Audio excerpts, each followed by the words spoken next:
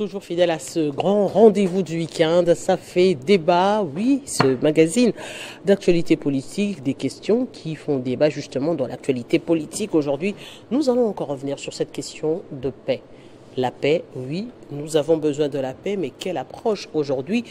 Là, je dirais l'opposition semble un peu plus favorable, plus ouvert à un dialogue en interne, un dialogue entre Congolais. Martin Fayulu l'a signifié, mais également le docteur Mukwege. Est-ce que d'autres partis également seraient favorables à un dialogue en interne? Ce sont des questions qui se posent. Mais pour résoudre finalement la paix, la question de la sécurité à l'est de la République démocratique du Congo, est-ce la voie indispensable actuellement? On va en parler ici sur ce plateau avec des invités et pas les moindres, des habitués aussi de ce plateau. Nous allons commencer avec M. Jules Vaiketia, voilà, secrétaire général de AVRP, parti de Moïse Nzangi. Bonjour monsieur. Bonjour, merci pour l'invitation. C'est un réel plaisir, oui, un nom difficile à prononcer. Vaikeia. Vaikeia. Exactement. Donc c'est un H. Voilà, Vaikeia. On va s'habituer à cette nomination. C'est une première, mais nous espérons que ce ne sera pas la dernière. Exactement. C'est aussi une fierté pour moi d'être invité à un débat aussi relevé comme ça fait débat. Et surtout rencontrer des éminents, des co-débatteurs comme Jacques Galoucha et le vieux, que je vois Monsieur tout le temps, que j'admire dans les débats. J'aurai l'occasion de connaître son nom aussi. Monsieur Choukourou, justement, un habitué également de ce plateau. Bonjour et bienvenue à vous. Merci madame, je vous remercie pour l'invitation. Je remercie aussi les co-débatteurs de ce soir. Merci. Monsieur Dieudonné Mouchagaloussa, bonjour et bienvenue à vous. Merci beaucoup Arlette, je salue les co-débatteurs et l'ensemble des milliers de téléspectateurs de Télé 50. Et en prélude, j'en profite pour souhaiter bonne chance à Jean-Marie Kassamba qui est candidat président de l'INPC. Je crois que c'est au-delà de tout un homme qui mérite au regard de tout ce qu'il a comme intérêt sur la presse, mais également la révolution qu'il sait faire au niveau de ses pouvoirs. Je crois qu'il peut à la fois servir et les médias et les pays, mais aussi l'ensemble de tous ceux qui attendent d'avoir une bonne information et l'assainissement dans ce secteur-là. Bonne chance JMK. Merci, merci également. Nous aurons également un autre invité sur ce plateau, ce sera M. Donald Kabasele de l'UDPS, qui fait un bon moment quand même qu'on n'a pas vu sur ce plateau. C'est un réel plaisir de le retrouver sur ce plateau de Ça fait débat. Oui, un réel problème des circulations routières. On va en parler également ici sur ce plateau parce que nous subissons également cela à travers cette émission qui est tournée à Kinshasa, capitale de la République démocratique du Congo. Mais il y a un sérieux problème d'embouteillage chaque vendredi spécialement. On se pose la question, pourquoi seulement le vendredi? Est-ce qu'il n'y a pas des mécanismes qui peuvent être pris pour justement prendre des dispositions pour faciliter la circulation, d'autant plus qu'on s'approche bientôt de la rentrée scolaire, la rentrée des classes. Donc ce sera un véritable problème d'infrastructure routière à travers la ville de Kinshasa, plus précisément Gombe, qui est touchée par ces routes qui ne sont plus praticables. Monsieur Mouchagaloucha. Oui, effectivement, la question des embouteillages devient de plus en plus une question publique, d'autant plus que ça a un impact négatif sur l'ensemble de ceux qui doivent prester. À un moment donné, vous planifiez de quitter à la maison à telle heure, même si vous quittez tôt, vous arrivez tard. La preuve est que moi, je suis arrivé ici sur le plateau à moto. J'étais obligé de prendre une moto parce que je me suis retrouvé dans des conditions où je ne pouvais pas arriver avant 1 heure. Donc, je pense que le gouverneur actuel, parmi les priorités, au-delà de cette question qu'il est en train de faire pour rendre la ville propre, il faut qu'il se penche aussi sur la question des embouteillages. Il faut qu'on puisse réfléchir, puis non, ça devient un problème réel, un casse-tête dans la ville de Kinshasa. Monsieur Mouchagaloucha, un mot sur cette question? Madame, le problème, je le situe à trois niveaux. Au niveau d'abord des infrastructures, au niveau des autorités et des usagers. Je vais beaucoup plus insister sur les autorités. Les hommes sont dirigés et je dis que les hommes doivent être gouvernés.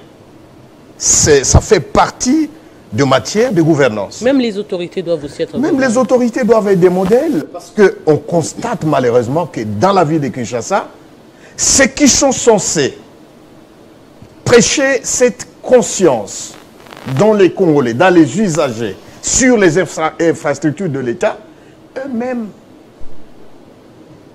ne sont pas des exemples. J'ai très mal. Imaginez-vous qu'un petit Rwandais à Kigali tombe, nous sommes à l'ère du numérique, tombe sur une vidéo où une autorité, avec son cortège, avec des militaires, sont prêts à s'en venir en main avec un policier qui est en train de réguler la circulation. C'est un problème de conscience. Moi, autorité, je ne peux pas accepter ce genre de scandale. Mais c'est ce qu'on vit chaque jour ici, sur le chaussée. La Première ministre a donné des instructions au VPM de l'Intérieur pour cette question. Malheureusement, la semaine qui a suivi, la situation n'a fait que s'empirer. On se pose des questions. Dans 2 ans, qu'est-ce que nous allons devenir? On a évoqué ici la rentrée scolaire. Chaque lundi, chaque vendredi, on assiste à cette situation, même sur le boulevard du 30 juin. Mais ceux qui sont censés réguler, ils s'adaptent avec cette situation. Il n'y a pas moyen de se mettre autour d'une table et réfléchir sur comment mettre fin à cette situation. Sinon, on passe comme un pays qui n'a pas de gouvernance. Et c'est malheureux. Deuxièmement, c'est au niveau des infrastructures. La quasi-totalité des routes n'existe presque plus. La seule route qui existe, c'est le boulevard du 30 juin. Mais le gouverneur de la ville, par exemple, s'il prend la route qu'on appelle Wangata, qui quitte le boulevard et qui va jusqu'à Kabambar et Willery, on peut aller même au-delà, si on la réhabilite. Mais on aiderait au désengorgement de la route Willery. Ça ne coûte pas grand-chose. Mais on est gouverneur, pourquoi? On est dirigeant, pourquoi si on ne peut pas l'être pour amener des solutions aux problèmes qui se posent? Mais le problème, nos problèmes ne font que s'empirer alors que nous avons des dirigeants. C'est un problème. Nous voulons bien défendre. Mais ça, c'est des faits.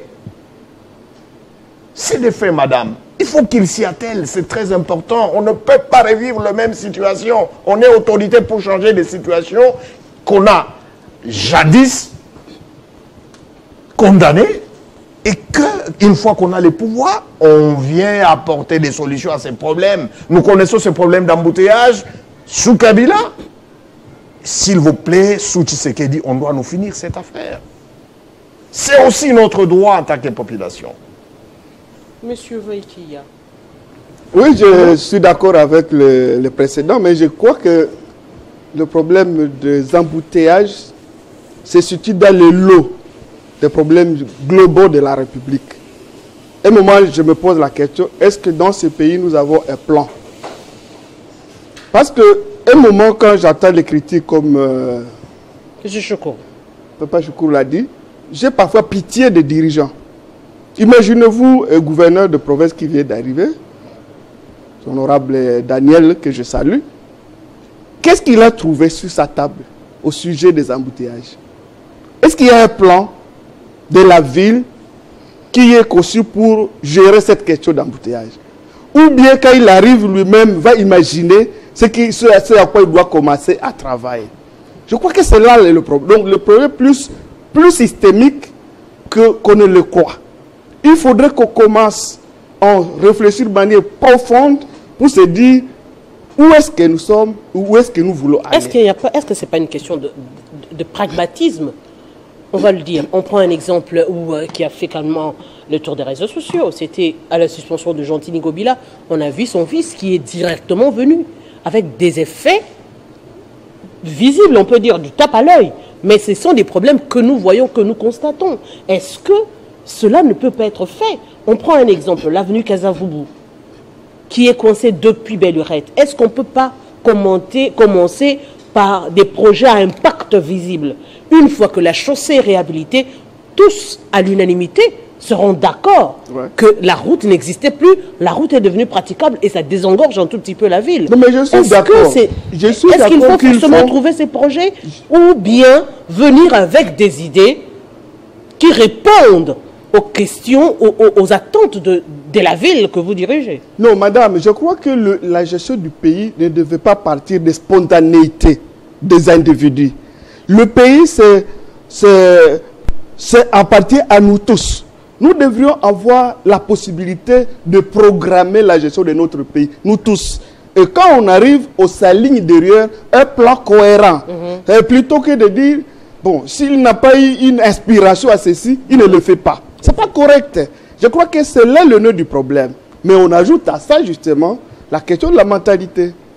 Tout n'est pas de l'État. Le reste, c'est aussi la population.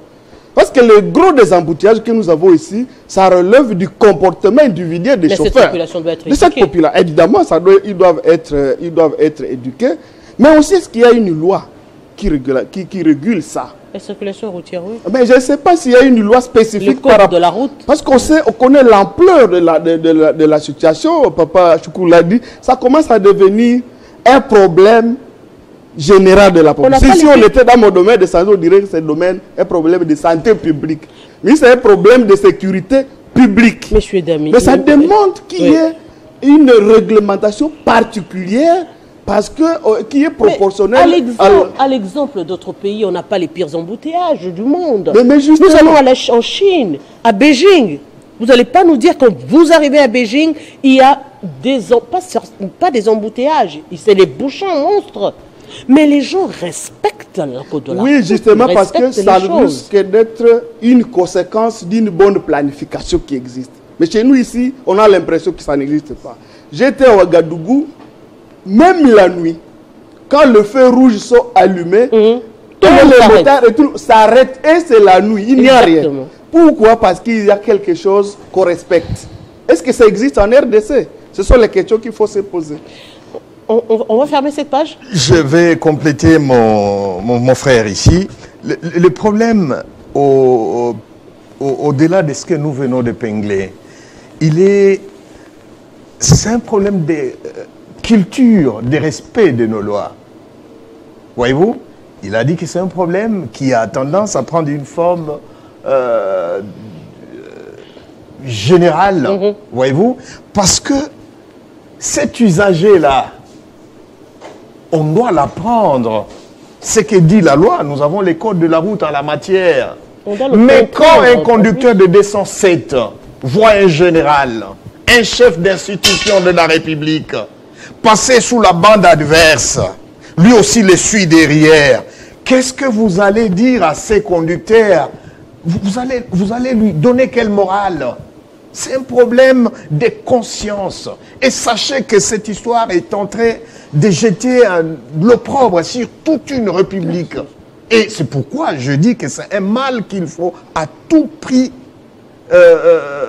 décourager. Parce que l'honneur de la République, l'honneur des Congolais en dépend. Et en commençant par les dirigeants. Allez, on va prendre justement notre dossier du jour en rapport avec la sécurité, la paix en République démocratique du Congo.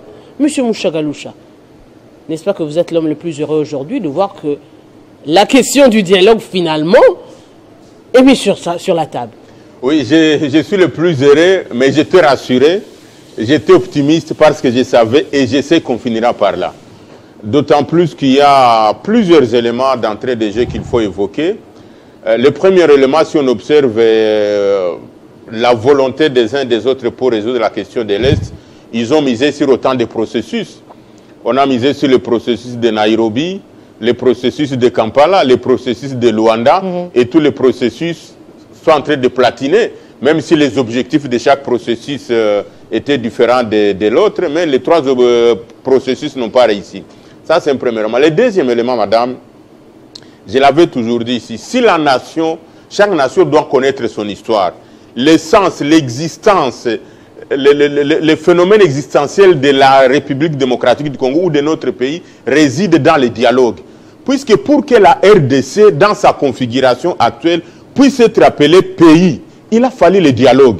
Donc chaque pays a des éléments qu'il faut qu'il existe. Le Rwanda a sa logique, l'Israël, le Congo-Brazza, chaque pays, l'existence de notre pays se trouve dans le dialogue et dans la notion de l'unité et de la cohésion nationale. Tant que ceux qui nous dirigent ou ceux qui accèdent à la magistrature suprême n'arrivent pas à intérioriser cela, que chaque fois qu'on est devant une difficulté, il faut trouver un mécanisme de pouvoir résorber ça, de pouvoir endiguer ça. On continuera toujours à faire les tâtonnements. Ça, c'est un deuxième élément. Les preuves, je peux les donner, la conférence de Berlin, la conférence nationale souveraine, la table ronde pour qu'on puisse avoir l'indépendance. Et ça n'était pas la guerre, là, il fallait que les gens se retrouvent. Il y a autant de dialogues qu'on a déjà fait. Cependant, il faut que les dialogues, ou que la rencontre, la conférence, les concertations, les Français riches, on peut trouver tous les éléments qu'il faut. Il faudra qu'on mette maintenant cette question sur table. Faut-il nécessairement continuer à faire ça ou il faut finalement jeter les bases solides ou construire des éléments qui peuvent nous éviter à arriver à ce qui nous amène au dialogue? Ça, je vais parler quand il faut parler des enjeux du dialogue. Le troisième élément, madame, en tant qu'acteur de la société civile, en tant qu'artisan de paix, je l'ai toujours dit, tout fait, toute initiative, tout acte et toute démarche qui rentre dans la logique de pouvoir restaurer la paix, de pouvoir rétablir la paix, de pouvoir retrouver la paix par la voie pacifique qui est une voie royale pour une vraie paix, pas une paix de façade, une paix imposée, parce que cette paix aussi existe. Nous, comme acteurs de la société civile, et moi, comme Dieudonné Mouchagaloussa, je suis un homme pacifiste, je vais soutenir. Et donc, je me sens à l'aise, je me sens erré, je me sens dans mon bain quand je parle de la paix, quand je parle du dialogue, quand je parle de la cohésion nationale, quand je souscris dans la démarche de l'unité et de la cohésion nationale de chaque Congolais. Le quatrième élément, madame, le contexte actuel que nous vivons. Nous savons, et je l'avais dit, puisque l'autre question qui me met à l'aise, c'est la question électorale. Avec la gadoue électorale que nous avons vécue dans ces pays, a produit des conséquences qui ont frustré les uns et disant que non, on ne s'est pas retrouvé dans ces élections. La preuve d'ailleurs est qu'à ce jour même, il y a l'FDC de Bahati Lukwebo, le professeur Modeste Bahati Lukwebo continue à dire qu'on n'a pas pris compte de son poids politique. Donc il y a autant de conséquences. Il y a des élus locaux que Kadim m'avait parlé, qu'il avait nommé. Il y a le Sénat qui ne reflète pas l'image réelle des sénateurs au regard de ce qu'ils sont en train de faire, parce que l'Union sacrée s'est tapée la majorité au Sénat au point d'étouffer l'opposition, où il y avait un petit poste de rapporteur adjoint qui revenait à l'ensemble qui avait désigné Salomon Idi Kalonda, mais que l'Union sacrée a encore engouffré. Et donc, vous voyez l'image du Sénat qu'on a, les députés, je ne veux pas dire un mot sur ces...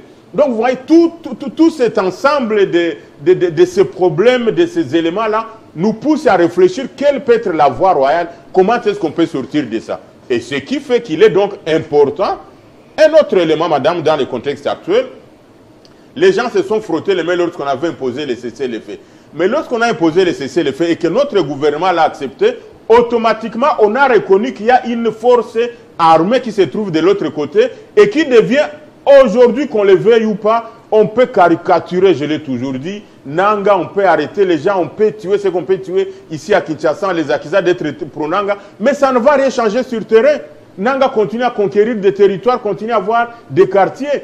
Et donc, d'office, en acceptant les cessez-le-feu qui a été imposé par les Américains, on a donné à l'AFC, donc il devient un belligérant au même titre que, évidemment pas au même titre, mais il devient l'interface des gouvernements vis-à-vis de la considération internationale. Et donc, quand vous prenez tous ces éléments-là, quelle est la voie de sortie? La voie de sortie ne peut être que le président de la République puisse d'abord puiser dans sa sagesse. Je l'ai toujours dit. Je l'ai vu, et c'est là, parmi autant d'éléments positifs, même s'il y a des éléments aussi négatifs sur lesquels je critique la gouvernance actuelle, mais j'ai vu le président de la République, comment est-ce qu'il avait déployé des énergies, Maman Arlette. Vous vous rappelez, des concertations lorsqu'il a voulu casser les alliances FCC-Cash. Parce qu'il avait un objectif politique à atteindre. Et je pense qu'il peut toujours puiser dans cette sagesse en utilisant le président de la République. Il est le seul Congolais qui peut trouver des fenêtres constitutionnelles pour exprimer ce qu'il veut et pour utiliser son pouvoir. Donc, il peut puiser dans son sagesse, avec ses manettes constitutionnelles, avec les attributions du pouvoir, pour qu'on puisse travailler sur la cohésion nationale. Mais M. Chokoro, dialogue, cohésion nationale, concertation nationale, consultation, autant des mots, finalement, pour parler dialogue, mais dialogue en interne, dialogue entre Congolais avec quel soubassement? Justement, cette question, je mets à ce que vous la posiez à messieurs le porte-parole de Nanga ici. Parce que les dialogues dont nous parlons, ça n'a rien à voir avec ce que réclament ces bandits, ces criminels. Leur place, c'est en prison. Ils seront jugés et condamnés pour le sang qu'ils sont en train de verser contre nos populations à l'Est. Madame, la cohésion nationale, oui. Chaque État, pour faire face aux défis qu'il a en face, nécessite absolument à mettre en place des mécanismes pour la cohésion nationale. Parce que lorsque vous êtes en face de l'ennemi, vous devez tous mettre de côté tout ce qui vous divise pour combattre l'ennemi ensemble. Bravo, bravo. Mais, monsieur, je n'irai pas dans votre voie parce que vous jouez le jeu de l'ennemi. Nous avons dit, et c'est la position du gouvernement de la République, qu'il n'y aura plus de négociations avec cette race-là. Ça n'est de trop. Madame, depuis Sun City, quel type de dialogue on n'a pas eu dans ce pays? Pour que chaque jour, nos populations puissent chaque année vivre dans des cas de déplacés. Parce que simplement, Mouchagaloussa et ses amis voudraient qu'il y ait dialogue pour accéder au pouvoir. Et même les dialogues en question. Les dialogues n'ont pas comme finalité le partage du pouvoir. Parce que c'est ce qu'ils cherchent. Mais non, là, on est en train de parler du dialogue en interne. C'est ça qu'il cherche. Du dialogue en interne avec les opposants. Moi, je veux qu'on me parle du dialogue dans l'essence de quelque chose qui mette les Congolais ensemble. Mais c'est ce dont on parle. S'ériger contre l'ennemi commun que les adversaires que vous connaissez, assez compris les gens pour qui il prend parole. Par exemple, s'il faut que M. Fayoulou et les autres politiques puis se dit, tiens, on ne peut pas aller à non disperser devant. C'est ça la conscience nationale, en effet. C'est ça l'esprit républicain. Pas les affaires que font les autres. L'Est est devenu une affaire, c'est devenu une affaire de sous pour certains. Donc chaque année, il faut qu'Ababeta, parce qu'ils savent que dialogue, ils vont avoir l'argent, ils vont avoir des postes. Entre-temps, il y a les sangs de nos compatriotes qui sont en train d'être versés. Allons-nous continuer à jouer ces jeux-là? Non. Les dialogues tels que sollicités par certains hommes politiques sincères, parce que en face du danger, ils veulent qu'on parle, mais pas pour remettre en cause les élections qu'on a eues en décembre dans ces pays. Mais alors, ce sera quoi le soubassement? Mais le soubassement, est-ce que le dialogue doit être conditionné par le pouvoir? Dans la logique. Ça, ce n'est plus le dialogue. Ça, ce sont les affaires, c'est l'affairisme. Martin Fayoulou déjà parlait des élections dérangées parce qu'il estime qu'ils avaient déjà un temps, il parlait d'être candidat, j'étais légitime. De légitime, aujourd'hui, c'est pratiquement la même chose qu'avec Moïse Katumbi, qui estime que les choses ont été manigancées et qu'on sort. Est-ce que dans le contenu du dialogue en interne, ce sera cette question de légitimité du pouvoir, cette question de coordination d'ensemble, qui forcément va appeler, sous-entend peut-être, à une transition?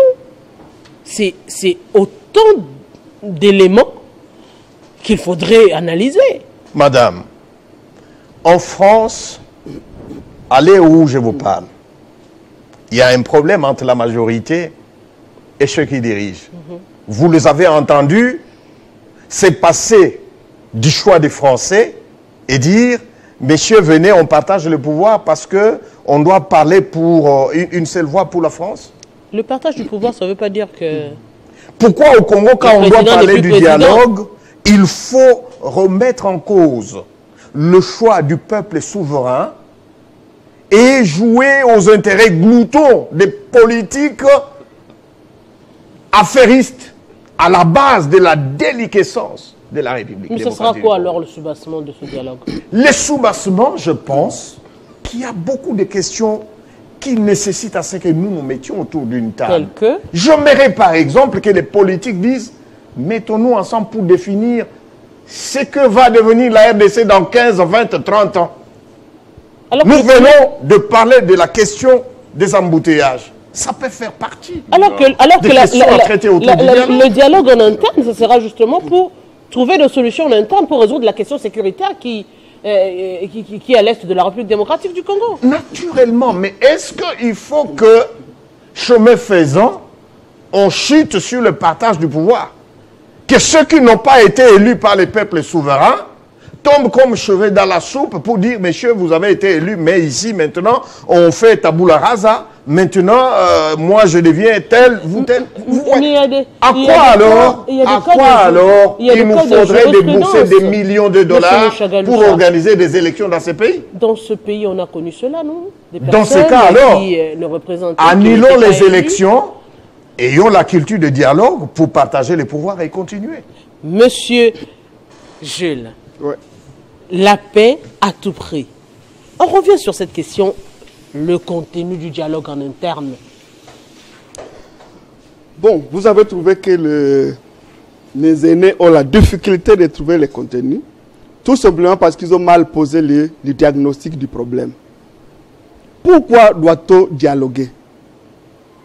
Pourquoi d'abord il y a insécurité? On doit partir de ces questions-là. Il y a insécurité dans ces pays parce que le pays est agressé.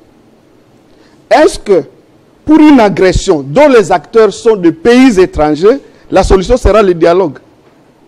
Est-ce qu'on aura trouvé la bonne thérapie vraiment? Mais parce qu'on est passé par des négociations, la diplomatie, tout semble piétiner, même l'approche de la guerre, ou encore de repousser les rebelles. Tout semble être dans un point mort ou encore en train de piétiner. C'est pourquoi aujourd'hui la question du dialogue en interne surgit. Bien sûr. Comme une des pistes de solution. Si elle est une des solutions à envisager, il faut qu'elle s'adapte aux problèmes à résoudre. Je dis, si tout le monde comprend comme moi que la sécurité dans ce pays est le fait d'une agression, parce que je suis d'accord avec le vieux Choukour que Nanga n'est qu'un épiphénomène. Nanga ne peut pas être placé comme un adversaire, un partenaire du gouvernement pour dialoguer comme a voulu le signer Mouchagaloucha. Non, Nanga, ce sont des marionnettes, de vrais acteurs de l'insécurité qui est le Rwanda et le multinational. Donc, si nous voulons réfléchir à l'interne, dialogue, je suis d'accord qu'on peut y réfléchir, mais pour faire quoi? Pour voir comment faire la guerre. Autour du dialogue, on doit mettre la guerre. Mais maintenant, on va la faire comment? Parce que l'agression ne peut se résoudre que par une guerre. On ne peut pas résoudre l'agression en mettant faillot le gouvernement. Ça va se passer comment? Mais justement, s'ils doivent avoir un œil pour apporter leur pierre de contribution, ce n'est pas lui. S'ils doivent planifier ensemble, parce que, disons-le actuellement, vous convenez avec nous que la majorité, qu'il y a eu la majorité, c'est qui veut dire que tout ce qui se passe entièrement dans ce pays, majoritairement, est union sacrée. Il n'y a pas de point de vue d'autres personnes. Et même au sein de cette union sacrée, il y a encore des fissures. Il y a des fissures avec la partie UNC, il y a des fissures avec la partie AFDC, il y a des fissures au sein même de l'UDPS. Ça veut dire qu'il y a des frustrations, que les choses n'ont pas été bien partagées, de ceux qui estiment qu'ils ont été roulés dans cette affaire. Et de cela résulte cette observation où les autres se disent, bon, on croise les bras, on voit ce qu'ils vont faire. Est-ce qu'il n'est pas temps de décroiser les bras et de se mettre au travail ensemble à travers ce dialogue? Madame, j'allais vers là. Je dis, s'il y a un dialogue, je soutiens, mais pour qu'on réfléchisse comment on va faire la guerre. Parce que la guerre a patiné. Mais deuxième élément du dialogue, on doit se dire les vérités. Les gens que vous évoquez là, les gens que nous tous, nous les politiques, nous devons dire la vérité au peuple. S'il y a un dialogue, on devra appeler Joseph Kabila, qui nous dise qu'est-ce qu'il a déjà dit au Rwandais pendant qu'il était président. Il s'était convenu à quoi? Parce que nous pouvons chercher la solution pendant qu'il y a des acteurs à côté qui nous ont déjà faussé la route. On doit appeler le régime actuel. Pourquoi vous ne faites pas la guerre contre le Rwanda? Pourquoi? Il doit nous dire la vérité. On doit appeler ces opposants qui cherchent aujourd'hui à entrer au gouvernement. Non. Ils ont été avant dans le pouvoir, etc. Ils ont été dans beaucoup de conciliabules. Ils doivent nous dire. Qu'est-ce qu'on leur dit à l'extérieur? Qu'est-ce qu'ils disent? Qu'est-ce qu'ils promettent? Qui fait que la guerre ne finit pas? La guerre avec un petit pays qui a 25 000 hommes, qui ne finit pas avec nous, la RDC, avec 150 000 militaires. Pourquoi ça ne finit pas? La vérité doit être dite par les acteurs politiques et ça doit être l'objet du dialogue. Je suis d'accord. On doit poser la question politicienne de l'Est. Aujourd'hui, j'entends, on vante les gens, bon voilà, ils ont été roulés de quoi? Parce que aussi, bon, une petite parenthèse, le poids politique dont on se prévaut chaque jour ici, mais on a eu ça comment? Nous sommes témoins sur le terrain, nous étions tous des candidats. Il y en a qui ont eu les machines à voter, il y en a qui ont acheté les voix chez les électeurs, et puis après on vient avec 40, 50 députés, on dit j'ai un poids politique. Quel type de poids politique? Il faut venir dire la vérité, parce que les vrais élus, peut-être qui comprendraient mieux la situation de ce pays, ne sont pas au Parlement. Merci. Et moi j'en fais un.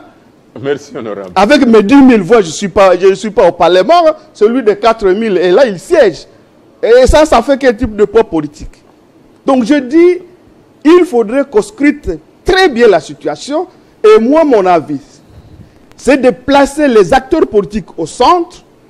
Et de deux côtés, on cherche des leaders sociaux, des scientifiques, de la société civile. Et puis, la bonne, pas les sociétés civiles, les féodés qu'on connaît ici. On met de côté des personnes connues qui doivent écouter ces acteurs politiques et ce sera ça le dialogue. En tout cas, ça ne sera pas bouger. Le pouvoir de Félix Tshisekedi ou de Soumina, non. Il faut le laisser lui gérer, mais il faut recadrer les tirs pour qu'on ne trouve pas où. Pourquoi ça n'avance pas? Dans votre solution, vous avez parlé des politiques au centre de la société civile et des leaders politiques. Mais alors que vous avez la manette de manœuvre, pourquoi vous n'appliquez pas vous-même, puisque vous avez la majorité, vous avez la possibilité et la lassitude de prendre les leaders politiques qui sont connus de tous, que le peuple réclame à tout bout de champ, déplacés pour conduire les choses? Pourquoi vous n'avez pas pris ces politiques et cette vraie société civile que vous connaissez, mettez au centre pour résoudre la question?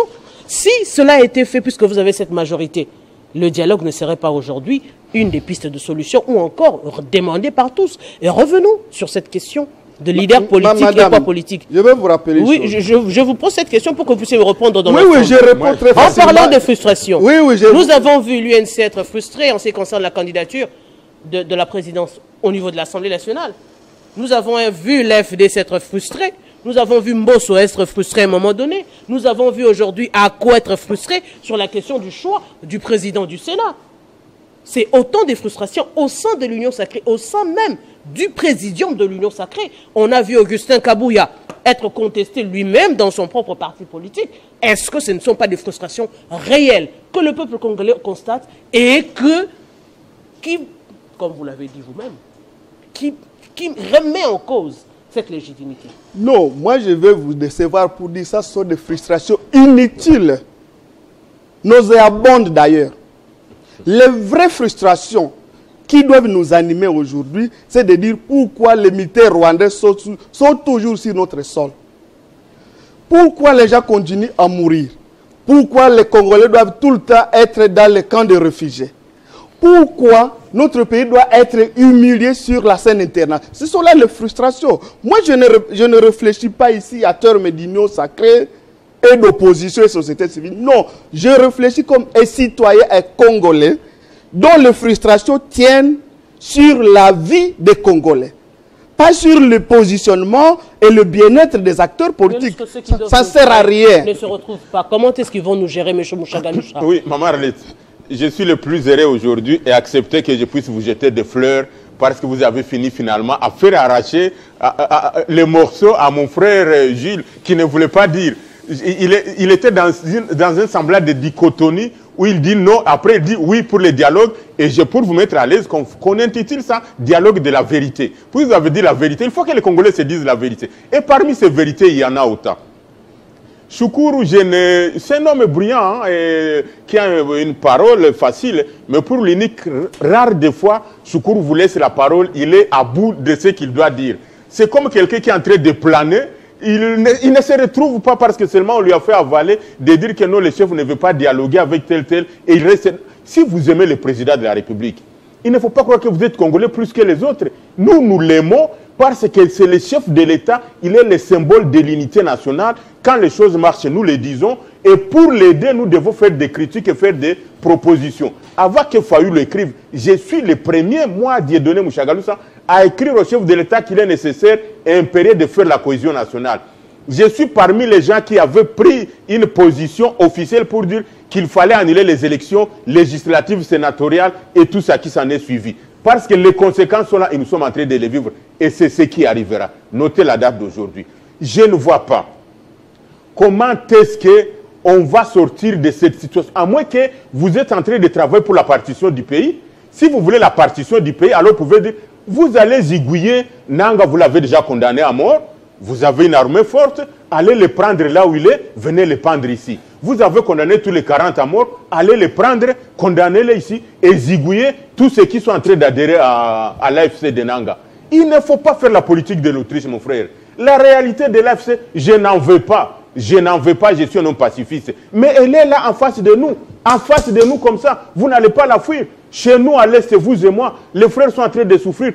Pourquoi on doit continuer à laisser les gens mourir alors que vous avez une fenêtre de négociation et surtout que tous les processus que vous avez engagés, Luanda, Nairobi, Kampala, ont échoué. Surtout que vous n'arrivez pas à récupérer un seul territoire. Regardons la face. Ce qu'il faut traiter ici, Madame Arlette, quelles sont les attentes de ceux qui veulent le dialogue de la vérité? Quelles sont les craintes de ceux qui ne veulent pas le dialogue? Le dialogue de la vérité...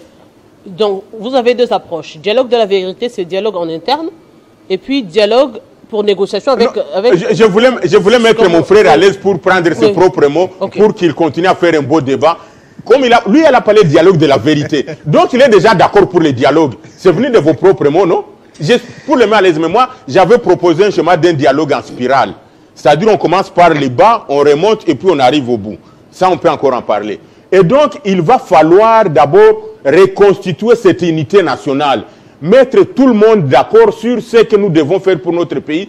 Effectivement, Jules, je suis d'accord que le Rwanda ne doit pas continuer à nous agresser tous les jours. Mais si en interne, vous-même les parents, vous dilapidez les moyens, vous êtes pour tuer l'enfant contre l'autre, l'enfant qui sait où vous gardez l'argent et que vous refusez de le faire nourrir ou de le faire scolariser, il va aller chercher des bandits en dehors pour venir voler l'argent pour qu'il se retrouve. Il sait où vous gardez les véhicules, l'enfant va voler les véhicules pour aller faire du banditisme parce que vous ne lui permettez pas de jouir des biens.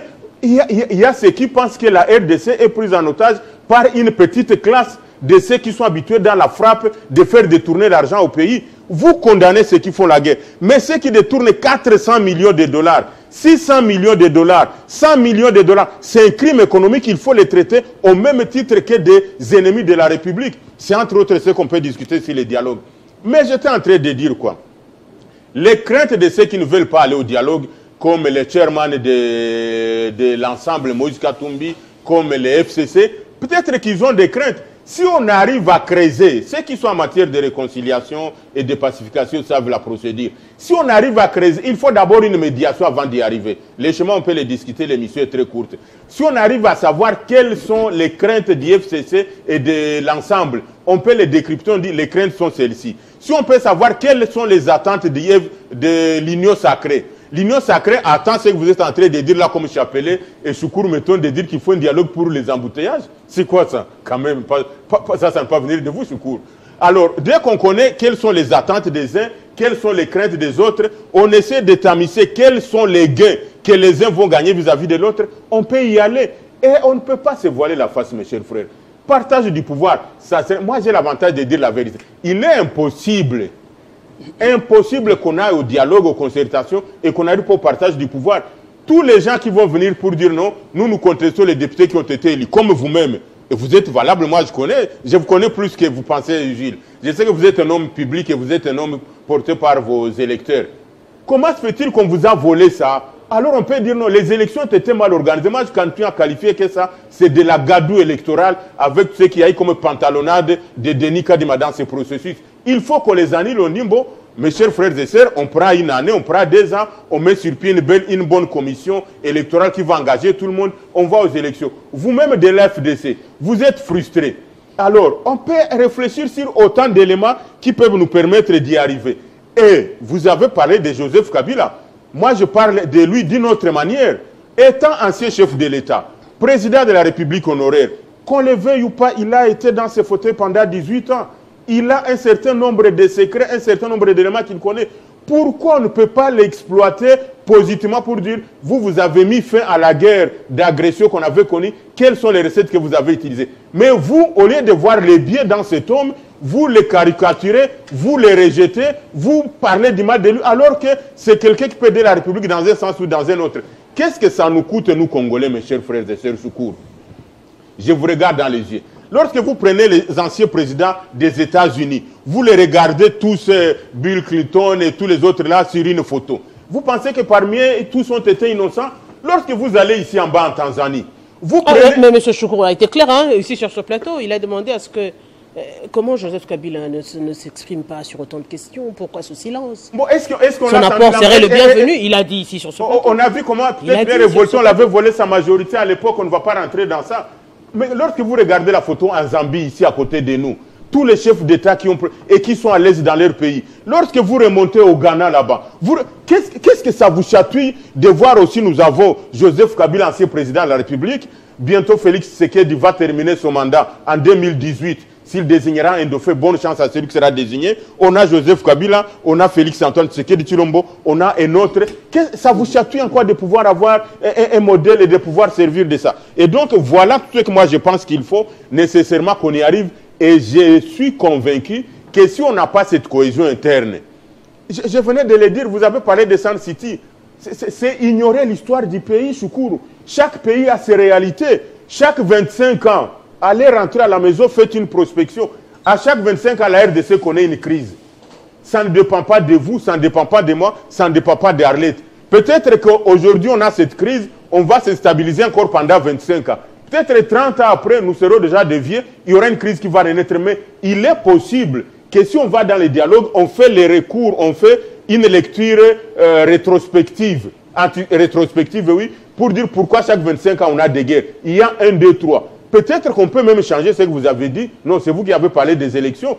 Peut-être qu'on peut arriver à avoir une commission, une centrale électorale. Au lieu d'avoir une centrale électorale mixte, on peut décider que l'État ou une centrale électorale indépendante puisse organiser des élections. Ce sont des éléments sur lesquels on peut débattre dans les dialogues. Et donc, il ne faut pas fermer. Et avant de terminer, madame, je pense que le président de la République, si vous l'aimez, certainement que c'est un homme, il est révolté dans son profond de voir Nanga, de voir tous les autres, il ne veut pas les voir en face. Mais on peut lui dire, Excellence, Monsieur le Président de la République, vous aimez des Congolais, on ne veut plus, laissez-nous occuper cette affaire. On peut mettre sur pied d'abord une médiation avant d'arriver au dialogue, qui est différent d'un arbitrage que les États-Unis nous ont imposé. Pourquoi nous devons y recourir?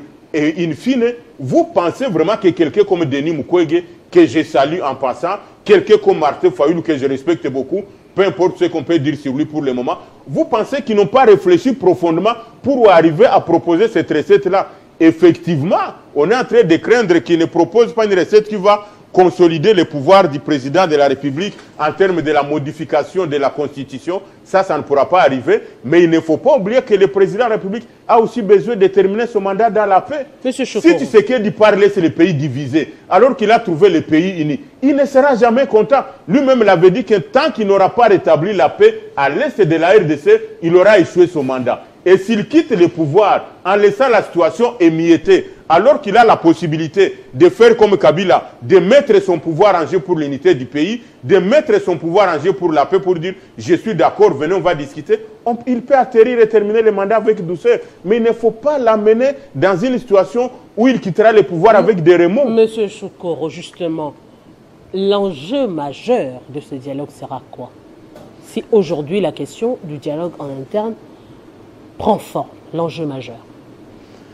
Madame, je ne suis pas partant de cette recette. Vous avez vu comment M. Mouchagalou, ça nous amène dans l'équiproquo, dans la confusion. Même les téléspectateurs sont perdus. tantôt dialogue en spirale. Il ne sait pas lui-même donner des formats à ces dialogues. Ici, nous parlons de la cohésion nationale pour faire face à la guerre qu'il y a à l'Est. Mon co-débatteur a évoqué la question de faire figurer ces points comme éléments à débattre autour de ces dialogues. Mais si nous devons aller, il m'a tellement perdu que je ne sais même pas quel point prendre et quel point laisser. Donc il est confus pratiquement. Vous savez, il ne faut pas défendre le mal. C'est Nanga que vous défendez, tu nos frères. Moi, je suis en train de défendre Nanga. Quand vous parlez de la dialogue, qui est en face. Je vous demande aussi de prendre date aujourd'hui. Il n'y aura pas de dialogue avec ces bandits, ces criminels. Il n'y en aura pas. Par contre, je suis d'accord que dans ces dialogues, on puisse dire pourquoi le Rwanda nous agresse par les truchements des lobbies internationaux ou de pays comme anglo-saxons, comme les États-Unis et l'Angleterre. Une seconde. Qu'est-ce que nous ne pouvons pas donner à ces gens-là? C'est le processus de Rwanda qui est en train d'échouer. Attendez, vous avez parlé, je ne vous ai pas interrompu. Pourquoi l'Angleterre, les États-Unis sont derrière le Rwanda pour cette aventure macabre dans notre pays et depuis plus de 30 ans? C'est ce que le chef de l'État avait initié dernièrement. Ne pas négocier avec le Rwanda, mais avec le chef du Rwanda, pour dire exactement, oui, ce que vous voulez, nous pouvons vous le donner sans passer par le Rwanda. Bien sûr. Voilà, par exemple, ce qui peut nous aider à mettre fin à la guerre qu'il y a chez nous. Mais ça aboutit à rien. On peut de faire cette rébellion, mais tant que ceux qui sont derrière Kagame sont toujours avec lui, on aura toujours le problème. Parce que le problème, je l'ai dit ici, Kagame c'est comme un petit mercenaire qu'il ramasse, un petit chasseur qu'on envoie dans la forêt pour dire « va nous prendre tel gibier », il amène, on lui donne juste le patte et la crâne, et puis les morceaux vont de l'autre côté. Il faut qu'on arrive justement à nous mettre ensemble autour de cette question, parce que même Tshisekedi parti, celui qui les suivra aura la même problématique. Et c'est ce qui m'étonne que Kabila aujourd'hui soit silencieux. Parce qu'il nous a appelés à la mobilisation générale contre ce même Rwandais. Mais aujourd'hui, allez chez le même ennemi. Ah non. Appelle à la cohésion le problème dans notre pays, il faut qu'on arrête avec l'affairisme dans la politique. Ça nous enlève l'âme congolaise. L'âme congolaise, il faut la faire revivre en nous. Ce n'est pas parce que je ne suis pas au pouvoir que je dois aller chez le diable pour détruire mon pays. Mais vous êtes conscient, M. Chokoro. Parce que le problème, c'est quoi? Aujourd'hui, Tshisekedi peut quitter. Celui qui viendra sera toujours face à cette question, parce que c'est une affaire qui ne dépend pas de Kagame, ça dépend de ses chefs qui l'envoient faire ce qu'il est en train de faire chez nous. Est-ce qu'aujourd'hui, vous êtes conscient que même la population qui a cru, qui a fermement cru au pouvoir de Félix Tshisekedi, est en train d'observer aujourd'hui, bras croisés, vous regardant, se posant la question, est-ce que ceux qui nous parlaient, ceux qui sont là, sont la même personne ou les mêmes personnes ou le même parti? Madame, je suis d'accord avec vous. C'est en grande partie de cet aspect-là, aujourd'hui, qui impose également ce dialogue en interne pour répondre justement à la population qui ne sait à quel sens se vouer actuellement. Je suis très d'accord. À qui se confier actuellement? Je suis d'accord avec vous. Le travail à faire pour la cohésion sociale, le gouvernant, le président de la République, le Premier ministre, il y a lieu de mettre ces Congolais ensemble par la bonne gouvernance. Par la bonne gouvernance. Mais la bonne gouvernance... Qu'on entende plus de détournement des millions de dollars.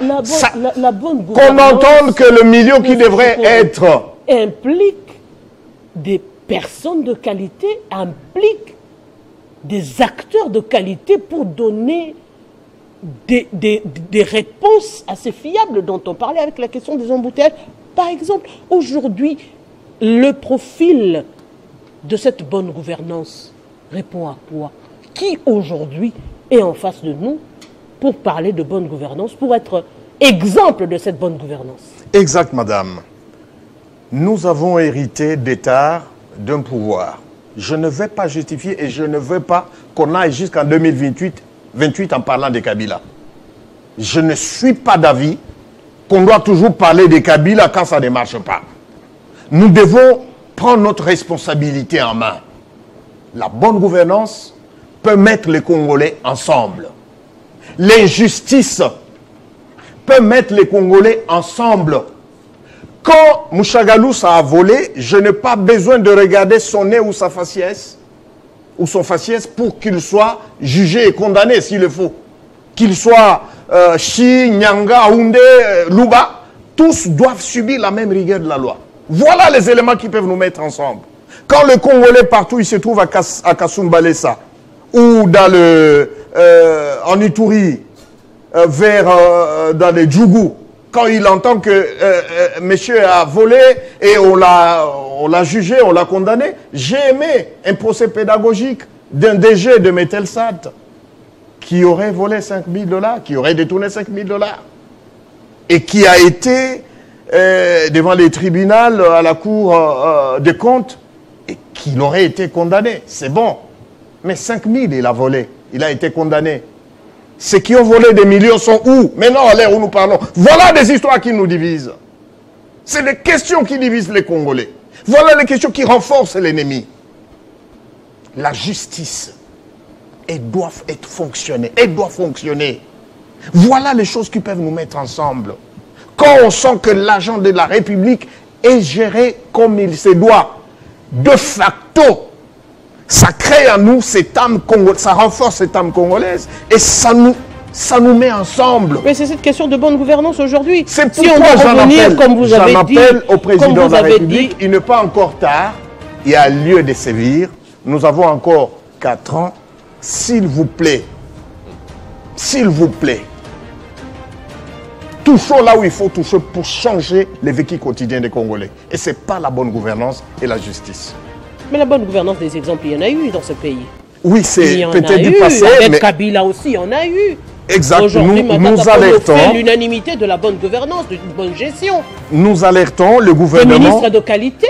Le gouvernement de la République doit travailler sur cet aspect des choses. Ça a été dans ce pays. Ça a parce été construit dans ce pays. Nous n'aurons pas d'excuses. Et vous, l'Union sacrée, vous avez hérité de cela. Oui. Mais vous n'avez pas fait bénéfice. Sur votre plateau, j'assume qu'il y a des choses qui se font et qui ne devraient pas se faire. Et nous demandons au président de la République de sévir parce que les jours qui passent ne reviennent plus. Monsieur Jules, on va terminer avec vous. Bon, je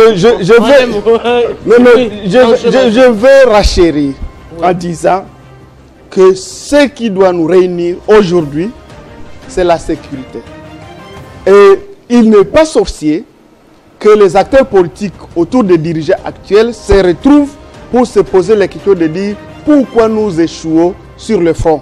Ça, ce n'est pas sorcier, il faut qu'on les fasse. Mais je vais aussi quand même revenir à Mouchagalous pour dire il faut nous épargner d'essayer de légitimer Nanga, s'il te plaît. Nanga, c'est un rien, un faux rien. Mais qui légitime Nanga? Il est en train de légitimer. Quand vous acceptez de...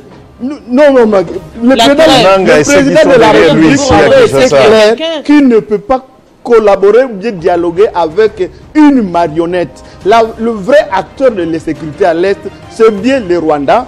Et cette sécurité, c'est une agression. Si on envisage dialogue avec Nanga, c'est-à-dire on considère que Nanga, c'est un rebelle. Alors que Nanga, c'est un acteur de l'agresseur. C'est différent, Mouchagalous. Donc, je dis, s'il y a quelque chose qu'il faut faire à donner à la population congolaise, c'est de finir la guerre. Et pour finir la guerre, il y a lieu de prendre les intelligences de partout autour d'une concertation qu'on va appeler dialogue ou pas, pour trouver les meilleures stratégies d'amélioration des actions opérationnelles sur le terrain. Oui, mon frère Gilles, en un mot, je voulais vous dire que j'aime la République au même titre que vous. Je suis un homme qui sait dire la vérité, qui sait voir la vérité en face et faire des propositions. Je n'ai pas légitimé Nanga, mais je vous rappelle, et je crois que vous n'êtes pas informé, Quelles sont les réponses de Kigali à la RDC par rapport au processus de Luanda? Je crois que vous n'êtes pas informé, je peux vous fournir des éléments. Kigali a dit lorsqu'on a affirmé qu'il y avait des interhams et tout ça, il a dit non, c'est un problème congolais, il faut d'abord nous ramener les interhams et les juger. Je crois que vous n'êtes pas informé. Et pourquoi il a signé les cessez-le-feu? Non. Il y avait l'FDLR à... Il y avait l'FDLR à Luanda ou le M23. Dernière chose que je veux vous dire, Gilles. Il ne faut pas jouer les jeux de l'ennemi chez Moussa Galoussa. Mais les gens qui sont en train d'aller adhérer chez eux, quel est le pouvoir que vous et moi... qui vous a dit que ce que dit Kagame, ça vient du ciel? Évitez les émotions ou de servir, de caresser dans les sens du poil. Galoussa. Tous ces milliers de gens qui sont en train... Kagame vous les connaissez. Quel est le pouvoir que nous avons, vous et moi? Je viens de dire, si vous avez le pouvoir, allez prendre Rang, amenez-lui ici, et amenez-lui au stade. Allez le prendre, qu'est-ce que ça vous coûte? Eh bien, nous vous disons merci. Et en fait, face aux multiples frustrations, les cas de violation massive de flagrance des droits de l'homme, les gens comme Jonas Kisimba qu'on est en train de maintenir, Kasimba qui est maintenant en prison, les gens comme James Okundu, les gens comme Nkenda plutôt, comme Jean Bosco Bahala, les gens qui sont maintenus arbitrairement comme ça, ce sont des éléments sur lesquels on doit tabler pour et qui sont en train de détruire l'image du chef de l'État. Et donc il y a autant d'éléments sur lesquels on peut tabler. Malheureusement, le temps devient très court. Mais si vous avez besoin Monsieur Moussa Galoussa, grand merci à vous, grand merci également à Monsieur Christian Choukoro et Monsieur Jules Vaïkeya. Voilà, je rappelle également, vous êtes secrétaire général du parti AVRP de Moïndo Nzangi. C'est un réel plaisir d'avoir ce débat républicain avec vous et surtout avec vous, aimables téléspectateurs, car vous êtes très nombreux à nous suivre et vous nous le faites parvenir de la plus belle de manière. Nous vous disons grand merci et surtout grand merci à toute l'équipe technique. On se retrouve très prochainement. Oui, on va quand même placer un mot en ce qui concerne le professionnalisme. Jean-Marie Kassamba, candidat pour l'UNPC sur le plan national.